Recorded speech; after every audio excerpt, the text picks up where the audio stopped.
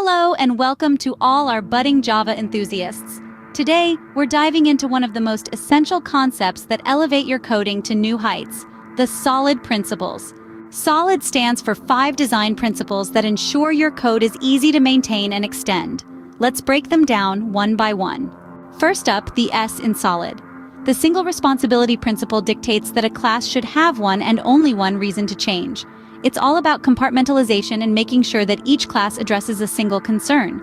In Java, this means crafting your classes to tackle distinct pieces of functionality, preventing any overlap that can lead to complications down the road. Next is O, the open-closed principle. Your classes should be open for extension but closed for modification. This encourages you to write code that doesn't need to be changed every time the requirements change. In Java, we achieve this by using abstract classes and interfaces, allowing us to extend functionality without altering existing code. Moving on to L, the Liskov Substitution Principle. It essentially states that objects of a superclass should be replaceable with objects of a subclass without affecting the correctness of the program. In practice with Java, this means creating subclasses that perfectly align with the behavior expected by anything referencing the superclass. I stands for the Interface Segregation Principle. It advises that no client should be forced to depend on methods it does not use.